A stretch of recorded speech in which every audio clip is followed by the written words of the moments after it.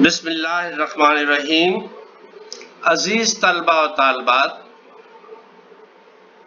یہ to nation theories کی series کا چوتھا اور آخری لیکچر ہے۔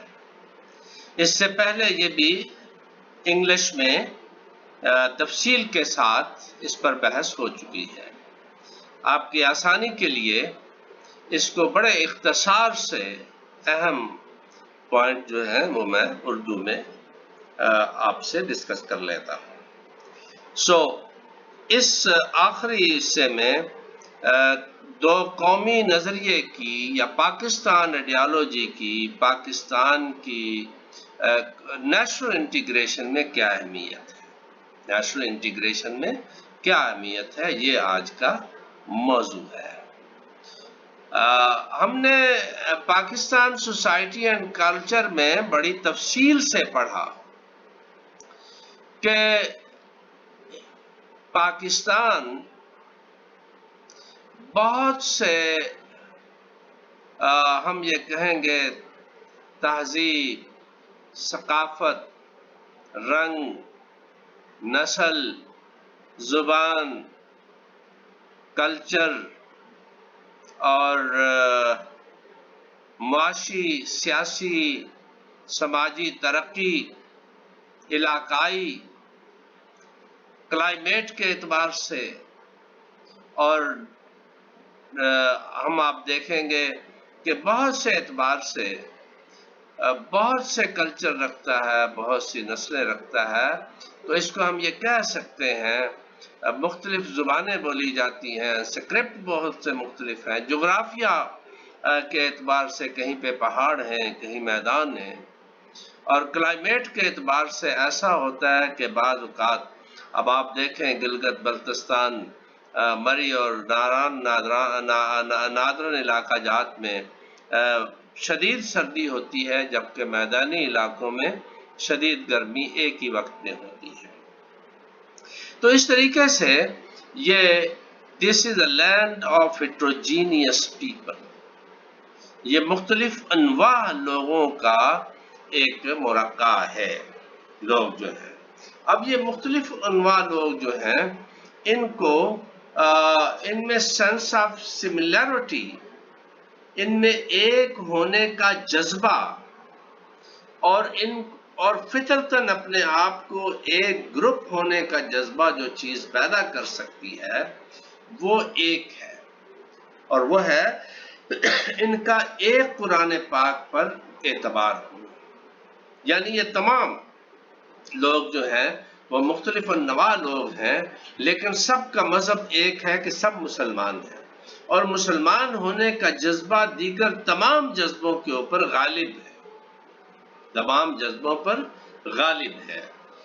اسی طرح ہم یہ دیکھتے ہیں کہ ایک قرآن اور ایک سنت، ایک اللہ اور ایک رسول، انہوں نے ان کو آپس میں جوڑ دیا ہے، انہوں نے ان کو آپس میں they are cemented in one nation، انہوں نے ان کو جوڑ دیا ہے۔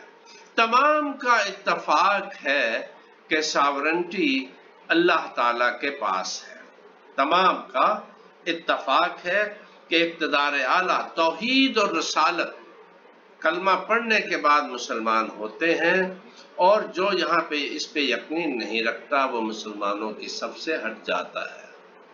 اس لیے ساورنٹی ایک اللہ پر ایمان ہے، اور اس کے علاوہ مسلمانوں کا اپنا ایک ویل ڈیفائنڈ پولیٹیکل، اکنامک اور سوشل سسٹم ہے جس پر سب کا اتفاق ہے، جہاں پہ معاشی نظام، زکوٰۃ پوری دنیا میں ایک اسٹینڈرڈ ہے کہ وہ حلال ہے، سود پوری دنیا میں حرام ہے، معیشت میں یعنی پوری دنیا میں معیشت کے اپنے بنیادی اصول و ضوابط طے ہیں۔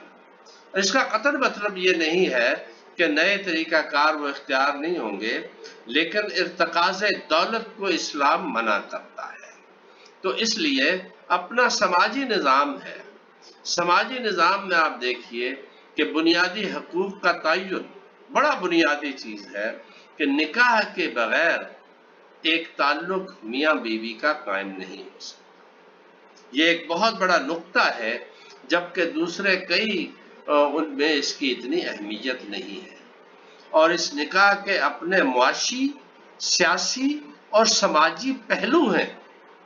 معاشی، سیاسی اور سماجی پہلو ہیں۔ سماجی لحاظ سے مذہب اسلام جو ہے وہ ماں کو 3 درجے بلند رکھتا ہے، ماں کو، عورت کو مرد سے، اس کی اہمیت سے۔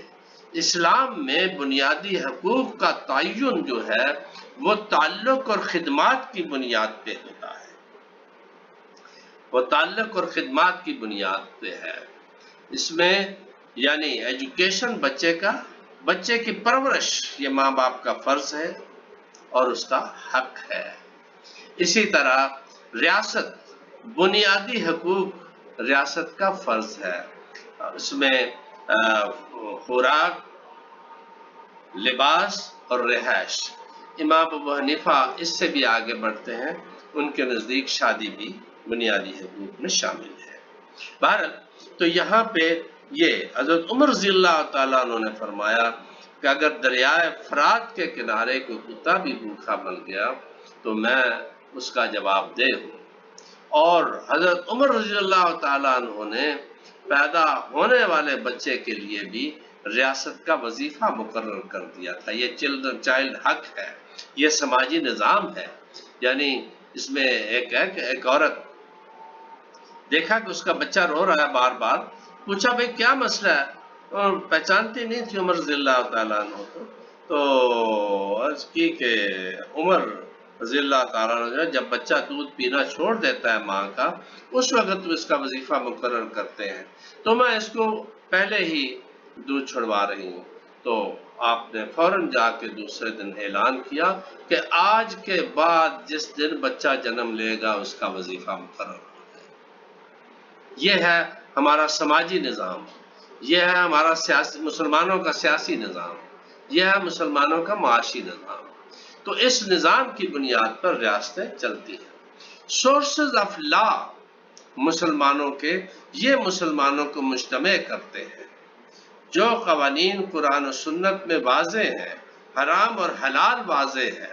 مثال کے طور پر آپ دیکھیے کہ شراب نوشی یہ اسلام میں حرام ہے، تو اس کو تمام مسلمان منو ان تسلیم کرتے ہیں، اور اس کے اوپر کوئی ایسا نہیں کہ کہے جی اس کو حلال کر لیں، ایسا نہیں۔ سود حرام ہے، اس کو حرام سمجھتے ہیں، اور اس طرح کی بہت سی چیزیں ہمیں موجود ہیں۔ ہماری تہذیب میں ہمیں فخر ہے، اپنے تہذیب جو مسلمانوں کی تہذیب ہے اس کے اوپر میں اپنے کلچر پہ فخر ہے۔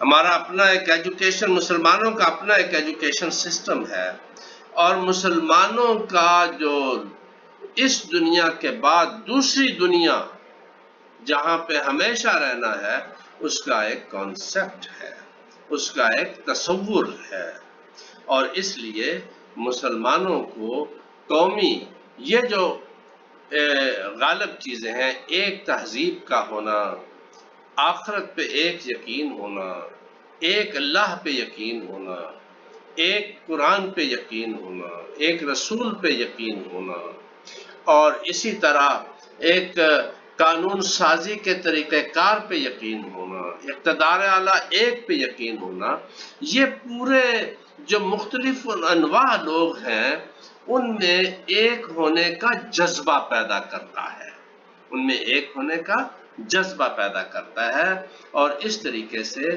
یہ ایک قوم ہے، اور یہی ان میں ایک اتحاد اور قومی یکجہتی کی ضامن صرف اور صرف مذہب اور ان کا کلمہ ہے، اور وہ اس پہ اگر قائم رہیں گے تو ایسی صورت میں ہم ایک رہ سکتے ہیں۔ جو ہی ہم نے اس کو چھوڑا ہے تو ایسی صورت میں مختلف گروہ جو ہیں وہ اپنے نسلی اور اس بنیاد پر آواز اٹھاتے ہیں۔ یہ کتابوں کی فہرست ہے، یہاں سے آپ دیکھ لیں اور اس کے مطابق کیا کریں۔ Thank you very much.